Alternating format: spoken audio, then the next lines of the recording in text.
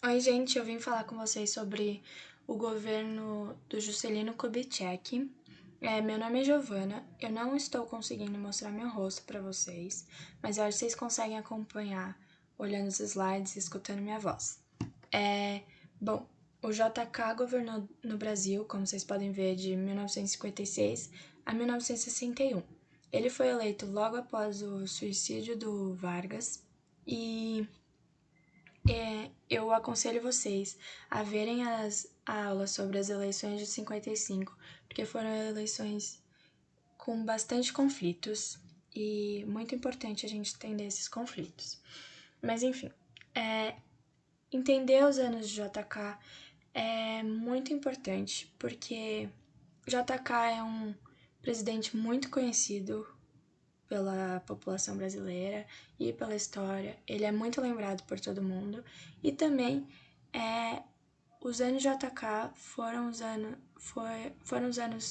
os únicos anos que o presidente ficou por todo o seu mandato, durante o período de 1945 a 1964, que foi o período democrático.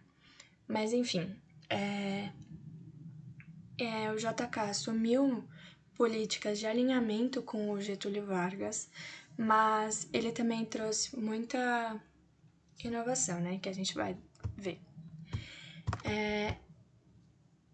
Para entender o governo JK, eu acho que é importante a gente entender sobre desenvolvimentismo.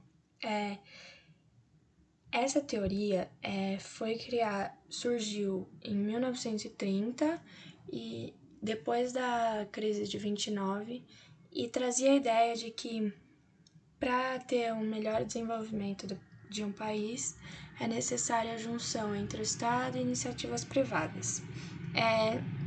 O JK se apropriou desses estudos desenvolvimentistas para governar o Brasil e ele adaptou algumas questões, porque além dele trazer a ideia de junção do Estado e iniciativas privadas, ele também trouxe a ideia de que o Brasil tinha capacidade de superar o seu subdesenvolvimento e alcançar o patamar dos países desenvolvidos. Essa ideia foi chamada de nacional-desenvolvimentismo. Sob essa lógica, para superar o subdesenvolvimento e alcançar o nível dos países desenvolvidos, o Brasil teria que passar por um desenvolvimento muito acelerado, e é por isso que o slogan da campanha de Kubitschek é a famosa frase 50 anos em 5. E, por último, é importante entender também que para isso dar certo, para esse desenvolvimento acelerado ser financeiramente possível, era necessário o que foi chamado de tripé econômico, que é basicamente o alinhamento entre investimentos estatais, investimentos privados e investimentos do capital exterior. Com base em tudo isso, para colocar essas ideias em prática, o Kubitschek organizou o famoso Plano de Metas.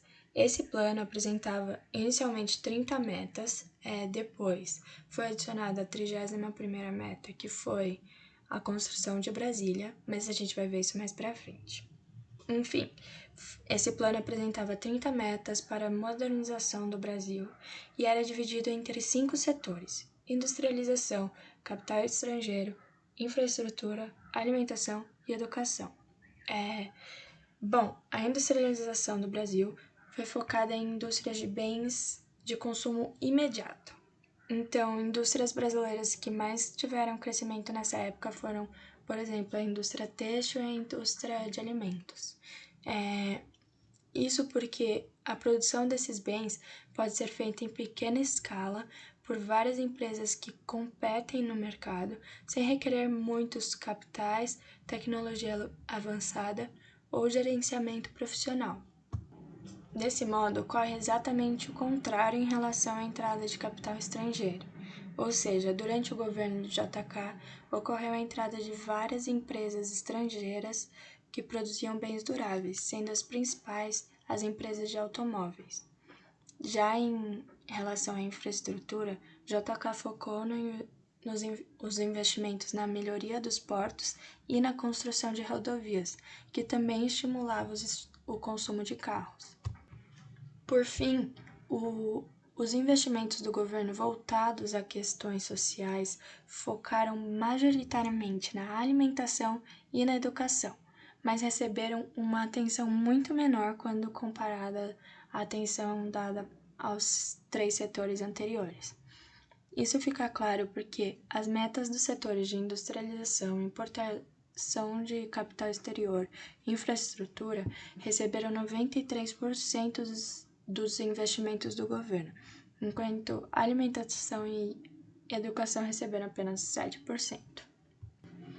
Bom, agora eu vou retomar o que eu falei da 31ª meta, que é a construção de Brasília.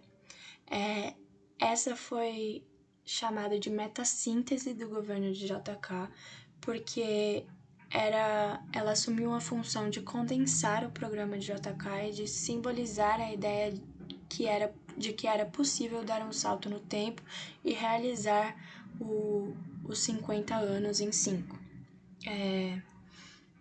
A explicação principal para a construção de Brasília é a de que a mudança da capital para o centro do Brasil já estava prevista desde a Constituição Republicana de 1891. Kubitschek chegou a dizer que um eleitor perguntou se ele iria, de fato, cumprir a Constituição, e nesse momento, JK foi levado a se comprometer à transferência da capital, já que se tratava de um dispositivo constitucional. Mas não basta falar que faz parte da Constituição para a gente entender o porquê da construção de Brasília. E ainda mais o porquê de Brasília ter sido construída com tanta empolgação e tanto investimento do jeito que foi. Para entender isso, eu acho importante relembrar que antes de ser eleito à presidência do Brasil, JK atuou como prefeito de Belo Horizonte e durante seu cargo ficou conhecido como Prefeito Furacão, pela quantidade de rapidez das obras para a modernização da cidade que fez durante sua gestão, além de que foi nessa época que ele se aproximou de Niemeyer, um dos arquitetos que projetou Brasília. Nesse contexto de modernização urbana, a construção de Brasília buscava não só por uma capital mais no centro do Brasil, a fim de integrar os outros estados, mas também por um símbolo da modernização brasileira, e por isso ela foi projetada pelos arquitetos Oscar Niemeyer e Lúcio Costa, que eram seguidores de um arquiteto francês importante para o modernismo. É sob esta lógica que o JK considera a Brasília uma meta-síntese para o seu governo. Enfim, a partir dessa contextualização, é possível entender as origens da construção de Brasília e da maneira em que essa foi construída, exibindo a imagem de um avião. Inicialmente foi projetada para que Brasília fosse um formato de uma cruz, mas com o tempo esse projeto se transformou no que conhecemos como projeto piloto, que está no slide, e que formulou uma cidade com caráter moderno. Muitas pessoas consideraram a construção de Brasília como um projeto significativo que possibilitou a aparição de um tempo de esperança em que a modernização do Brasil era vista como possível. Além disso, Brasília foi considerada pela Unesco em 1987 como Patrimônio da Humanidade. No entanto, outra questão importante de apontar quando analisamos a construção de Brasília é a separação entre o poder econômico do político. Tal separação ocorreu porque, antes de Brasília, a nossa capital era o Rio de Janeiro, onde se concentravam ambos os poderes, econômico e político. Também é importante lembrar que boa parte da população do Rio de Janeiro e do resto da região próxima ao rio se demonstrou satisfeita com a mudança da capital, enquanto boa parte das regiões afastadas do Sudeste e mais próximas de Brasília se demonstraram contempladas pelo projeto. Desse modo, a construção de Brasília, apesar de integrar melhor as regiões do Brasil e ser um projeto modernista de elite, teve que lidar com discordâncias de uma elite forte concentrada no Sudeste do Brasil.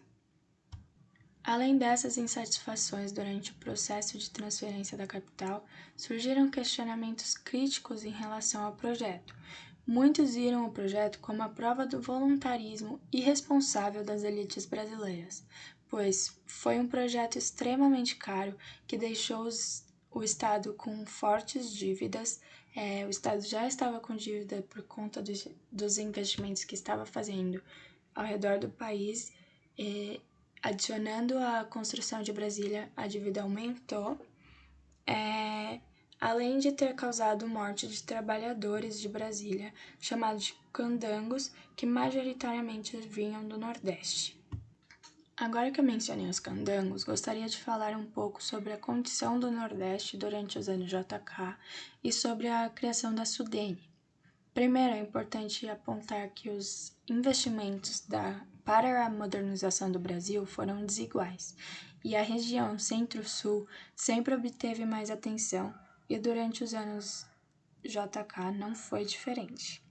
Desse modo, as iniciativas de industrialização e melhora da infraestrutura se concentraram na região Centro-Sul, principalmente em São Paulo, que se tornou a maior e mais industrializada cidade da América Latina. O que não significa que a população nordestina não fez parte da industrialização brasileira, já que em 1952 e em 1958, novas secas atingiram a região, provocando o processo de êxodo rural. Ou seja, muitos nordestinos vieram para o centro-sul do Brasil e participaram da industrialização dos anos JK. Só uma errata, no meu slide está um tracinho, mas são duas secas, não é uma seca inteira, assim, durante todos esses anos. É uma seca que aconteceu em 52 e outra que aconteceu em 58. Desculpa. Mas enfim, mesmo a industrialização não tendo sido tão forte no Nordeste, a população nordestina participou diretamente desse processo por conta do êxodo rural que aconteceu e provocou que muitos nordestinos viessem para o Sudeste e para o Sul e encontrar trabalhos. Além disso, muitos compuseram a mão de obra que construiu Brasília, como já mencionado, que são os candangos. Enfim, logo após a seca de 1958, foi criada a Superintendência do Desenvolvimento do Nordeste, cuja sigla é SUDENE, que foi uma forma de intervenção do Estado no Nordeste e com o objetivo de promover e coordenar o desenvolvimento da região. A criação da SUDENE resultou da percepção de que, mesmo com o processo de industrialização, crescia a diferença entre o Nordeste e o Centro-Sul do Brasil. Com essa percepção, o governo considerou necessário haver uma intervenção direta na região, guiada pelo planejamento, entendido como único caminho para o desenvolvimento. A SUDENE era subordinada diretamente à Presidência da República e sua secretaria executiva coube ao Celso Furtado. Porém, o órgão criado para diminuir as diferenças entre o Nordeste e o Sul-Sudeste falhou. O número de empregos e indústrias criados não foi o suficiente para resolver os problemas estruturais da região, os padrões de miséria foram mantidos e as migrações não cessaram. Por fim, eu queria falar um pouco dessa dualidade entre otimismo e crise. Durante o governo do JK, houve uma dualidade entre otimismo nacional e crise econômica, como eu acabei de falar. Isso ocorreu porque, por um lado, a população passou a acreditar que o Brasil tinha potencial de alcançar o desenvolvimento dos países desenvolvidos com base na construção moderna de Brasília e nos fatos de que, até 1961, as indústrias de base brasileira tinham crescido 100% e a classe média brasileira conseguiu aumentar seu poder aquisitivo e assim poder consumir mais. Mas, por outro lado, o Brasil estava em uma crise econômica forte, pois o governo estava com muitas dívidas devido aos investimentos estatais excessivos, não só em Brasília, mas também na infraestrutura e na industrialização. Além das dívidas, a inflação aumentou por conta do aumento do consumo e o Brasil estava fazendo mais importações do que exportações, causando um déficit da balança. Enfim, o Brasil estava em uma crise bem complicada, enquanto a sua população estava imersa em um otimismo irreal. Isso porque, na superfície, a crise não estava tão nítida para a população e o que mais era visto era a modernidade de Brasília e o crescimento das indústrias e o aumento do consumo. Enfim, eu espero ter ajudado. Eu vou deixar na descrição o meu e-mail, podem me mandar mensagem se alguém quiser, perguntando qualquer coisa, assim. E eu vou deixar indicado alguns textos complementares, se vocês quiserem e tiverem tempo para ler. Eu vou deixar um link também de um site da FGV, do CPDOC, que é uma organização da FGV, que eu acho muito interessante e tem resumos muito bons.